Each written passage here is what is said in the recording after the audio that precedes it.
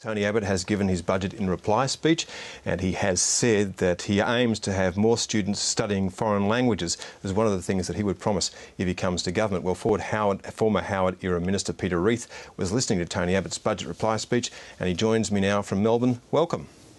Thank you.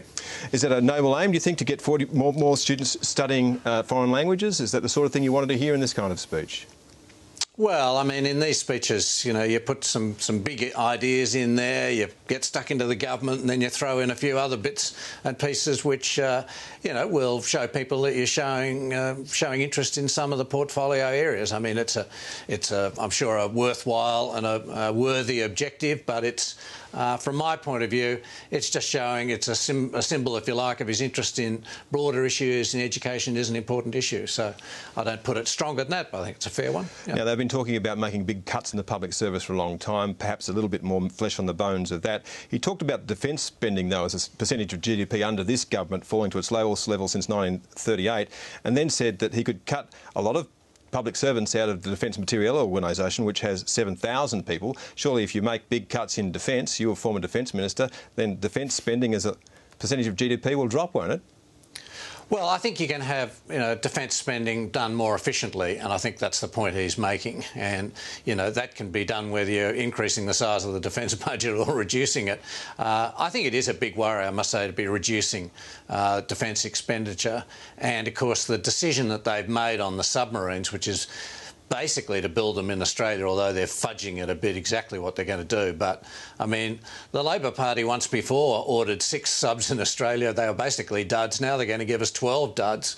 You know, so that's a lot of money going out the door and still not giving us capability. So there are some very big issues in defence, not just the money, but what they're doing. So I think he's wise to get onto that issue. But certainly not much on labour market reform, which I know is your area of interest. He did talk about the Fair Work Act, but all he said was, we will respond, but he really wouldn't say in what way. Well, he did actually come out with a proposal which Julia's picked up in the meantime on the penalties side, which is fair enough, obviously, with the Thompson issue running. I would say, even though I'm keen to see that, and, you know, as you know, their position is that they're going to release.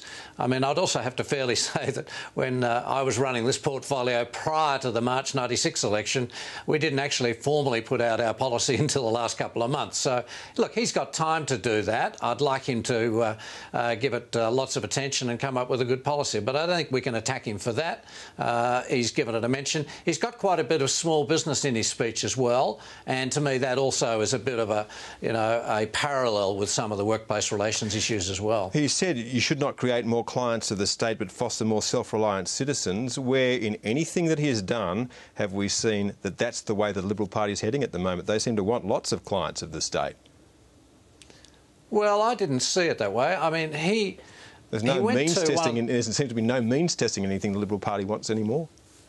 Well, I'm not sure about that. But I would answer you this way by saying that he started off by making quite a good point, and it's a simple point but a very important one, which is that, you know, this government, the current government, has no plans, basically no economic plans to grow the size of the cake. And clearly we can do a hell of a lot more as a society if we can also encourage and nurture the business side of the economy. And the fact of the matter is this budget's done very little for business.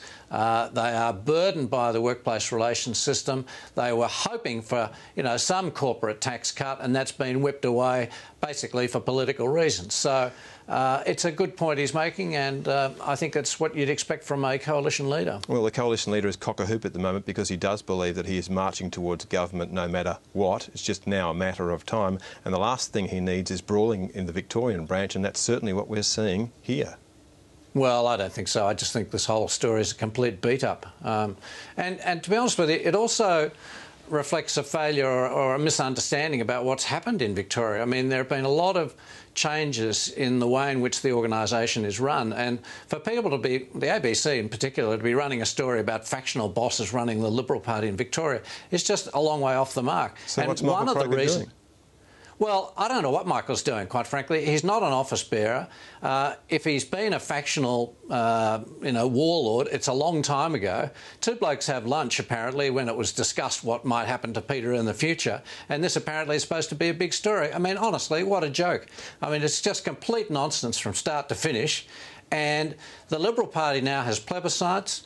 Factional, even if we had factional leaders, they wouldn't be able to run pre-selections. You're talking about Corangamite. Yeah. I go down to Corangamite a lot. I know a lot of people down in Corangamite. Sure. To say that Costello and Kroger are running a sort of pre-selection fight, honestly, it's just a long way from reality. If the story is a joke, then why did the leader have to intervene in the fight? Well, I don't think he did, in fact, intervene. He was. There was a question about Helen Kroger, and I suppose if you want to get to the personalities of it, and asking why did Michael say anything, presumably he wasn't happy with the fact that Helen became number 3 on the Senate. But we had 2 good candidates, basically. We had Scott Ryan and Helen Kroger, and one was not as successful as the other. I mean, honestly, so what? You're saying that 2 groups fighting in the Liberal Party doesn't equate to being a faction, but it would if it was in the Labor Party. Honestly, Chris, I don't know who these 2 groups are. I mean, seriously, who are the people? You off air, you can tell me who these people are, because I make my own inquiries, and I am pretty closely associated, obviously, with various people within the Liberal Party, and it's just news to us. Peter Reith, we're going to have to leave it there, but thank you very much. OK.